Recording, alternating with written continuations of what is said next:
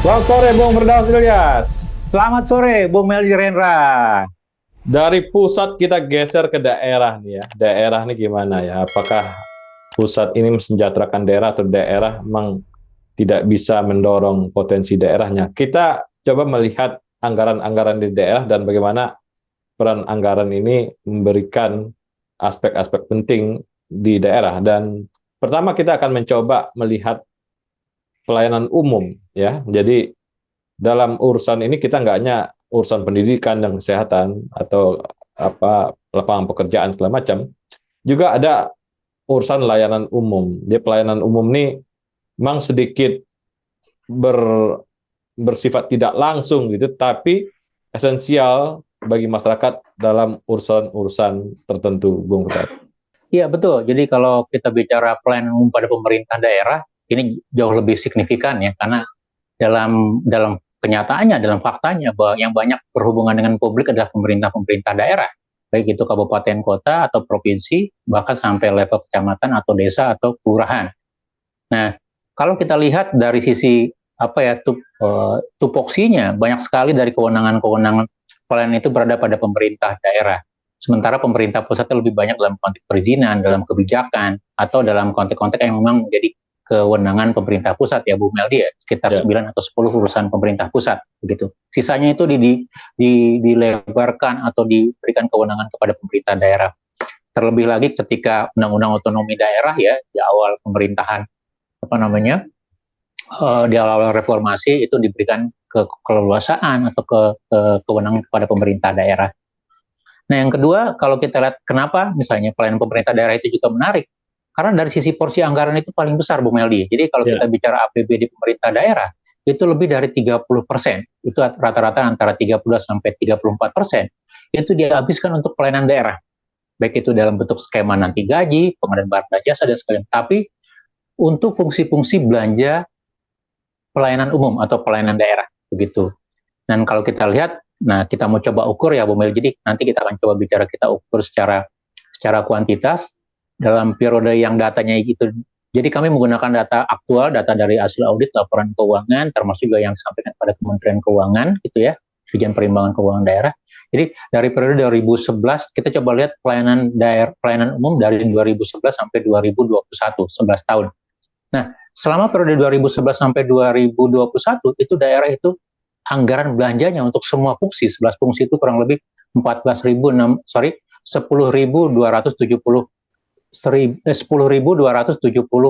triliun. Jadi lebih dari 10.000 triliun begitu ya. Dan di mana 30%-nya atau kita katakan hampir 300 triliun lebih itu dialokasikan untuk pelayanan umum atau pelayanan publik gitu. Nah, kemudian yang kedua kalau kita lihat dari sisi perkembangannya, peningkatan belanja. Jadi kalau kita lihat pertumbuhan APBD itu kan rata-rata itu pertumbuhannya itu kurang lebih 8,6% per tahun rata-rata ya Bung Meldi. Tetapi untuk pelayanan umum itu peningkatan anggarannya itu relatif lebih tinggi. Jadi kurang lebih 8, hampir 9% rata-rata setahun ya dari periode 2011 sampai periode 2021. Artinya apa? Pelayanan umum memang untuk pemerintah daerah baik itu level provinsi, kabupaten, kota, ataupun juga ya artinya provinsi, kabupaten, kota tingkat 1 dan tingkat 2 itu merupakan prioritas, merupakan salah satu etalase di dalam apa ya, ukuran kinerja pemerintah daerah begitu. Nah, kemudian kalau kita lihat dari sisi nilainya Bung Meldi ya.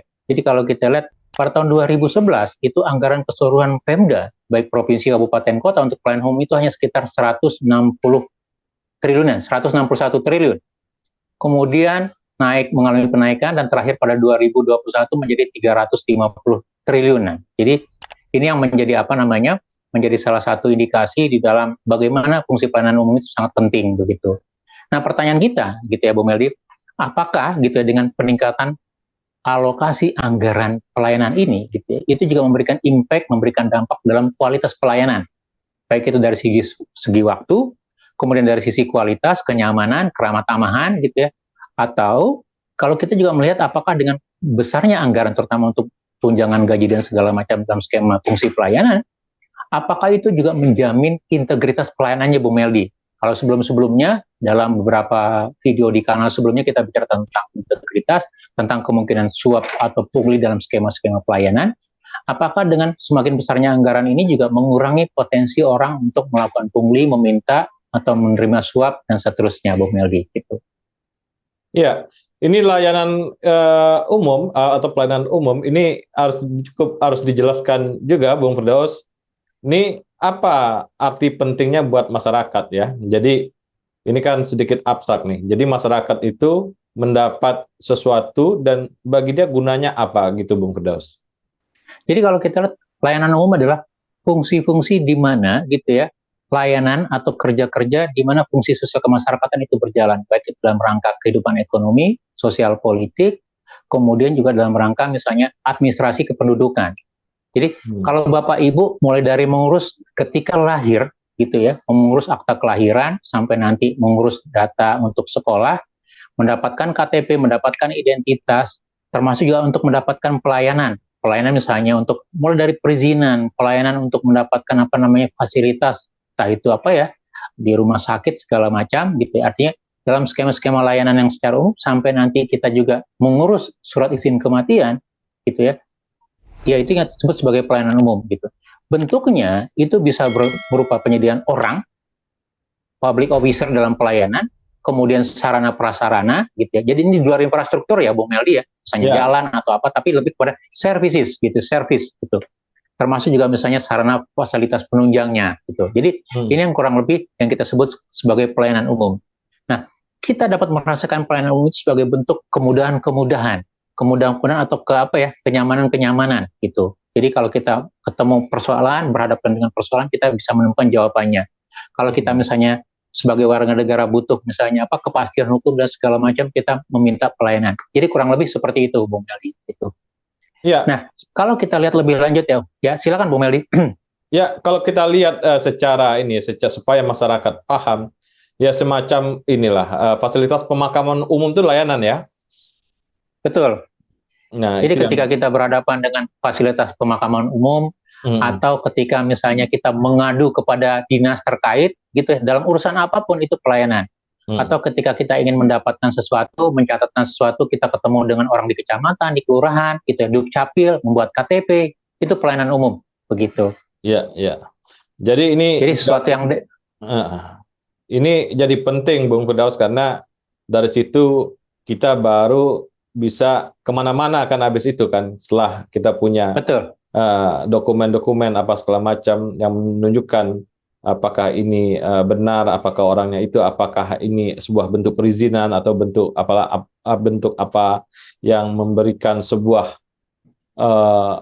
identifikasi orang tertentu gitu ya, itu yang disebut dengan layanan umum. Nah ini apa impact-nya, Bung Firdaus? Ya, sebelum kita bicara impact, Bung Meldi, kita coba lihat tupoksinya satu tadi ya, ada peningkatan yang Bung Meldi ya, dari pelayanan umum pada seluruh Pemda Indonesia dari 160 triliun pada 2011 menjadi realisasinya, ini audited ya, menjadi 350 triliun pada 2021 gitu, walaupun sedikit menurun dibandingkan 2020. Yang terbesar itu 2020 itu anggarannya 402 triliun gitu. Nah, kemudian yang kedua dari rasionya, komposisinya dari keseluruhan belanja fungsi-fungsi di APBD itu pada kisaran 30%, yang terbesar itu pelayanan umum itu pada 2020 ketika situasi COVID, Bung Meldi, itu anggarannya sampai 36% begitu. Nah, yang berikutnya kalau kita lihat dari sisi petanya gitu ya, dari keseluruhan anggaran belanja pemerintah daerah untuk pelayanan umum itu kira-kira dihabiskan untuk jenis belanja apa saja. Tadi kalau pelayanan umum itu merupakan fungsi dari belanja, sekarang dari jenis belanjanya, ada belanja pegawai, barang dan jasa dan segala macam. Nah, sebagian besar pelayanan umum itu dihabiskan untuk belanja pegawai, Bung Meldi. Itu yang saya sebut tadi, penyediaan sarananya, officernya, begitu ya, baik di provinsi atau kabupaten kota. Yang terbesar itu menyerap untuk pelayanan umum yang terbesar itu pada level kota, itu 10,1% dari keseluruhan budget APBD-nya. Berikutnya baru kabupaten 7,4%, kemudian provinsi 5%. Gitu ya. Nah, sementara untuk belanja barang jasa itu sekitar pada kisaran 5-10%. Dan kemudian ada belanja-belanja penunjang lainnya, belanja jasa outsourcing, Bung Meldi, kemudian jasa penyediaan listrik, penyediaan BBM, segala macam. Karena dalam rangka tadi membantu mobilitas pelayanan umum gitu. Jadi kurang lebih memang pelayanan umum ini lebih banyak diserap kepada sarana prasarananya, orangnya atau sarananya. Jadi bukan kepada publiknya secara langsung begitu ya, begitu. Itu yang membedakan dengan pelayanan-pelayanan yang lain, fungsi pendidikan, fungsi kesehatan terutama, atau fungsi-fungsi ekonomi gitu. Nah, kemudian kalau kita bicara impact atau dampak ya, nah pelayanan umum ini kan dilihat dampaknya satu dari sisi bagaimana bagaimana kemudahan atau kenyamanan yang diberikan. Nah, kenyamanan kemudahan itu salah satu tantangannya sebetulnya dari misalnya public officer atau pelayan publik itu tidak merasa diberikan reward yang memadai gitu. Nah, kalau kita lihat dari sisi tunjangan gaji atau komposisi gajinya sudah semakin besar, Bung Eldi. Apalagi untuk daerah-daerah di Pulau Jawa ya. Jadi kalau kita lihat public servant, terutama yang melayani kepentingan publik itu sudah diberikan gaji pokok, kemudian tunjangan kinerja, kemudian bahkan tunjangan prestasi hari raya, gitu ya, kemudian segala macam gitu. Jadi dapat gaji 14 kali lah paling tidak. Sehingga kalau kita katakan seharusnya dari besarnya alokasi terutama untuk pelayanan, baik itu berupa untuk gajinya orang yang memberikan pelayanan, kemudian semakin besarnya untuk belanja-belanja barang dan jasa dan barang yang lainnya, artinya dari sisi pelayanan orangnya itu semakin baik gitu ya, semakin ramah, tidak lagi meminta pungli atau suap. Kemudian dari sarana fasilitasnya, kebersihannya, gedungnya, tempat duduknya, tempat mengantrinya, bahkan segala macam lah, dari sisi administrasinya itu juga sudah disediakan. Karena apa? Alokasinya semakin besar gitu. Dan saya melihat ini, pertama memang kita bisa merasakan ini terutama di pulau-pulau Jawa. Tetapi untuk Pemda di daerah luar Jawa atau daerah-daerah pelosok ini masih satu soal besar, Bung Meldi. Jadi pelayanan itu lebih kepada sekedar forma, ya masih dalam konteks kerja sehari-hari begitu loh. Bukan sebagai pengabdian, bukan sebagai achievement, sebagai sebuah kebanggaan gitu ya. Karena kan kadang-kadang orang masih marah gitu ya, masih mending dilayani daripada tidak begitulah. Padahal kan Bapak digaji untuk melayani, kok jadi marah-marah misalnya ketika tanya ini itu begitu. Jadi ini yang saya sebut juga mindset atau budayanya belum banyak berubah. Walaupun sebagian besar di Pulau Jawa atau daerah-daerah yang relatif maju ya, kota yang relatif maju, kualitas dan kenyamanan, kualitas pelayanannya sudah semakin membaik begitu. Bahkan untuk aspek integritasnya, jadi tidak hanya kualitas tapi juga integritasnya. Tapi di daerah-daerah lain yang relatif jauh, yang relatif anggarannya lebih banyak terserap untuk gaji saja, pelayanan ini masih menjadi nomor 2, Bu Meldi. Jadi kita akan dianggap sebagai pengganggu ketika datang ke daerah, ke kelurahan, ke kecamatan gitu. Ketika minta, Pak ingin ini, bagaimana dengan ini gitu. Jadi dilayani dengan ogah-ogah. Jadi itu tantangannya, Bu Meldi, begitu. Yang kasat mata Bung Firdaus itu adalah masalah ya, terutama ya di layanan misalnya Samsat ya kan, wah itu luar biasa ya. Itu ini perlu direformasi nih atau perlu dibenarkan, diberikan layanan yang baik gitu Bung Firdaus. Ya, Samsat, kemudian juga Dukcapil ya, bahkan untuk pokoknya terkait dengan administratif, tentang identifikasi ya, baik itu identifikasi tentang sebagai warga negara, tentang kepemilikan aset rumah, atau identifikasi terkait kepemilikan kendaraan, termasuk juga yang kadang-kadang mengenaskan buat saya adalah begini, kita punya pengalaman ketika kita akan menunaikan kewajiban kita sebagai misalnya pembayar pajak atau tertentu lah, Bung Meldi ya, gitu ya. Artinya apa? Itu buat kepentingan negara kan, buat gaji Bapak Ibu juga di pegawai negeri gitu. Dan kadang-kadang itu malah kita dipersulit. Kita ingin bayar pajak juga tapi dipunglikan juga begitu. Jadi ini yang menjadi tamparan-tamparan dalam skema-skema bagaimana peningkatan pelayanan umum secara keseluruhan ya. Dan artinya ya itu PR besar kita, walaupun pada satu sisi kita sudah berikan anggaran yang cukup besar gitu ya, berikan tunjangan kinerja, tapi bagaimana membangun pelayanan umum yang baik, yang berkualitas, yang penuh integritas sebagai bentuk pengabdian, bukan sebagai beban begitu ya. Itu yang agak harus kita dorong lebih maju lagi, Bung Meldi. Terima kasih Bung Firdaus. Sama-sama, terima kasih Bung Meldi. Selamat berlibur. Salam Indonesia bersih. Salam Indonesia bersih.